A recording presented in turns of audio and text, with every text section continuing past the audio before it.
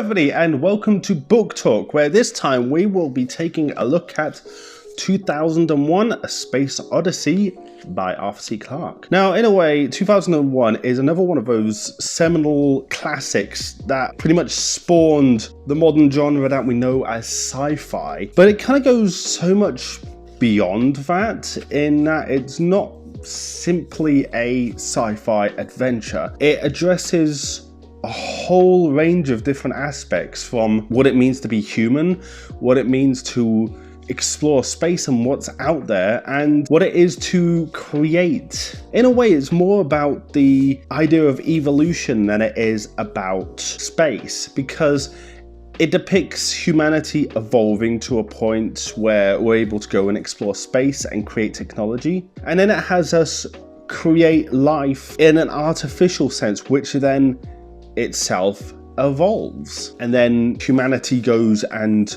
steps to the next phase of evolution and existence, effectively leaving the universe we know at the moment to our technological creations. And the fact that the whole book's got a running theme of the fact that we were effectively created by something else, another race that came before, which are what left the infamous monoliths which are placed throughout the story. Now, most people are familiar with the film adaptation of this book, and I'm kind of hesitant to refer to it as an adaptation because the film was being made at pretty much the same time as the book was being written. Arthur C. Clarke's take on the story, and was it Stanley Kubrick's take on the story, can be seen not as one being adapted from another, but twins which explore different themes. I mean, the book, as I say, is all about space and evolution, and it goes into a lot more detail than film ever did about what you actually see and what happens. So you come away from a book with a whole better understanding of what happened than you do the film. But the film dwells more on setting up a mystery and having interpretation, basically exploring the nature of cinema. I mean, so much to the extent I've seen people theorize that the monolith in the films is a cinema screen flipped on its side. Now, 2001 is actually technically an adaptation itself, in the book, I mean, from an earlier Clarke short story, which I unfortunately haven't actually read thus far. But I'm to believe that it's pretty much the same idea, but this book is just a whole lot more fleshed out. So what's the book actually about then? Well, other than the first few chapters dwelling on the evolution of early man and the influence the monolith had on their development, it pretty much starts properly with the discovery of a mystery on the moon, which then points to a further mystery out by Saturn. And these mysteries are the monoliths, and the one on the moon is just a stepping stone to an expedition on the Starship Discovery, which takes David Bowman and his crew on a journey to effectively find the meaning of life. Now, most of the book is the journey itself, and it goes into a whole lot more detail about the nature of the AI HAL 9000, and as opposed to the movie, which kind of depicts it as your typical rogue AI trying to kill everyone, HAL in the book is a much more sympathetic character and is treated much more as a real person, much more as a life form that is struggling to exist and comprehend the kind of situation it's in. Now, I think by this point everybody knows that HAL goes nuts and kills everyone, but as I say, in the book, his motives are much more nuanced, in that he is using cold hard logic to reason out that he'd basically be able to complete the mission better without the human interference, and thus why he decides to kill them. It's not quite that simple though, because HAL has been effectively given conflicting orders, because Bowman and his crew don't know the truth of what is potentially out by Saturn, but HAL does. So he's now been given the orders to go there and complete the information gathering mission of what's out there, but he also has to lie to the crew at the same time, and this kind of messes up his circuits and effectively creates a feedback loop within his algorithms that causes him to go insane to an extent. And one of the parts I thought was quite interesting in the book was the fact that they contact Earth and they have a counterpart of HAL on Earth, and they run through HAL on the ship and HAL on Earth. They put them through a few tests to try and work out if there's anything wrong with HAL on the ship, and it kind of shows how HAL 9000 on the ship is evolving and how he's growing, and the bit where Bowman has to deactivate him after he's killed the rest of the crew is kind of heartbreaking, because it is almost like him having to kill a new sentient life form, some which is actually addressed in later books in the series, but I'll get to them in other videos. So yeah, now Bowman's alone on a ship, not even with a computer, and he's on the course to Saturn, where he's going to discover this monolith, and he arrives there almost going pretty much mental himself from just being alone for so long, and he finds it on the moon of Iapetus. Now that's another major difference between the film and the book, is that the film has it just orbiting loosely around Jupiter, and that was done simply because visual effects at the time didn't allow them to render the rings of Saturn, so creating Jupiter was easier. Another interesting fact is that 2010, the next book in the series, actually carries on in a way from the film, not this book, because they go back to Jupiter rather than Saturn. Anyway, I just like the fact it's around Saturn instead of Jupiter, because I feel Jupiter's used too much in a lot of media. Anyway, Bowman goes down in a pod, and you have this scene where it's almost like the monolith opens up and envelops him, and it's referred to as a stargate in the book, so I wonder what that inspired. And he basically ends up being thrown across the universe, and he sees all of these different things. He sees like time and space and different solar systems and everything, and it's explained that these monoliths almost act like transwarp conduits in Star Trek. Again, 2001 inspires a future of sci-fi. But yeah, Bowman travels an infinite amount of distance and sees everything, the whole of creation.